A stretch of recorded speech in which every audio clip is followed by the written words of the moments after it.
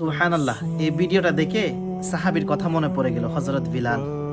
আসলে একটি বাস্তব কথা কি জানেন, পৃথিবীর মধ্যে মানুষের চেহারা সুন্দর, কালো, মানে অনেক দামি পোশাক পরে এগুলা কিছু না।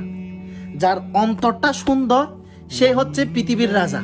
যেমন বেলাল হাফসি, উনি আমাদেরকে শিক্ষা দিয়েছেন সুন্দরের প্রয়োজন নাই, হুব্বে মুস্তাফার প্রেমে পাগল হও। রসুলের পাকে আল্লাহ এবং আল্লাহ রসুলের রাস্তায় তুমি কুরবানি হয়ে যাও। আর তোমার সৌন্দর্য চেহারা নয়, তোমার দিল মন, তোমার সৌন্দর্য আল্লাহ বাড়িয়ে দিবে। বেলাল হাফসি কালো হওয়ার পরেও একদম বিশ্রী মানুষ ছিল, সবাই বলতো, কিন্তু উনি দুনিয়াতে থাকা অবস্থায় জান্নাতের সুসংবাদ পেয়ে গিয়েছে। সুবহানাল্লাহ। এই মানুষটা দেখে ওই সাহাবীর কথা মনে পড়ে গেল। তাই ভাই, এটা থেকে কি শিক্ষা নেবেন আপনি? আপনার সুন্দরের অহংকার নয়, আপনার ধন সম্পদ গাড়ি বাড়ি দুনিয়ার অহংকার নয় ভাই। প্লিজ আপনি অহংকার করবেন আপনার অন্তরে কতটুক ইমান আছে, আল্লাহ এবং আল্লাহ রসুলের প্রেমে ভালোবাসা আছে, এটা নিয়ে অহংকার করেন, এটা নিয়ে গর্ব করেন।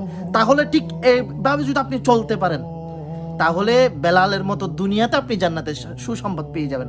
সুবহানাল্লাহ। তা আমাদেরকে অহংকার মুক্ত, সুন্দর কালো এগুলা নয়, সকল মানুষকে সম্মান করব, তাজিম করব, ইহতারাম করব।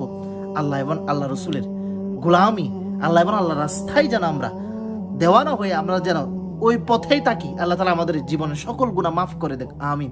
আসসালামু আলাইকুম ওয়া রাহমাতুল্লাহি ওয়া বারাকাতুহু।